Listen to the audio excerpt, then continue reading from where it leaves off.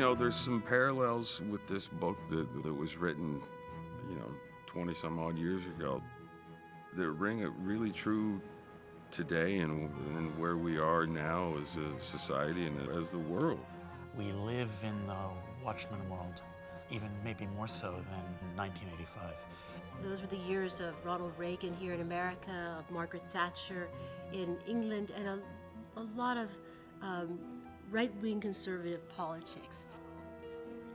By any imaginable aesthetic standard, Watchmen is a masterpiece. The things it talks about are universal.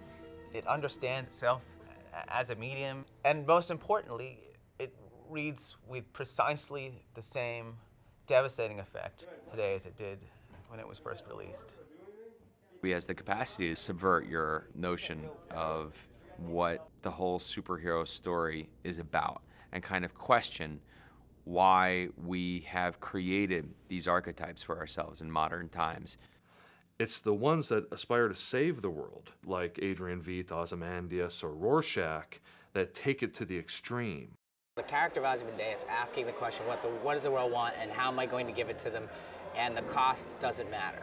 If you had the power to create world peace, a world without danger of death or danger of world annihilation, would you not exercise that? Abuse of power is a strong theme throughout Watchmen.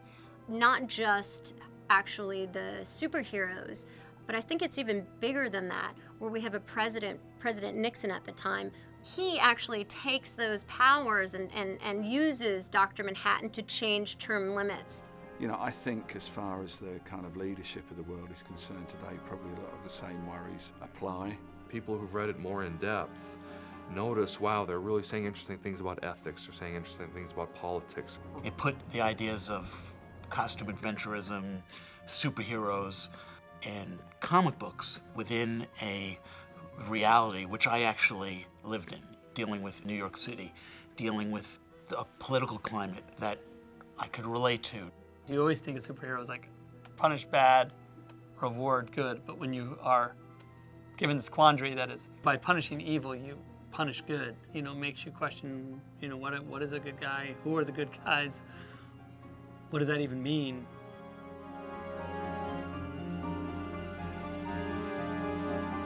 We're kind of on a countdown to Armageddon now, but it's a more insidious thing. It's probably not going to be nuclear missiles. It's going to be something drastically wrong with the planet because of what we've done to it. The energy crisis or abuse of power, in the presidency, it's really interesting to me how things are coming around full circle. Great sci-fi is able to deconstruct our world. It holds up a mirror to us. You see in that world the relevant messages of our own.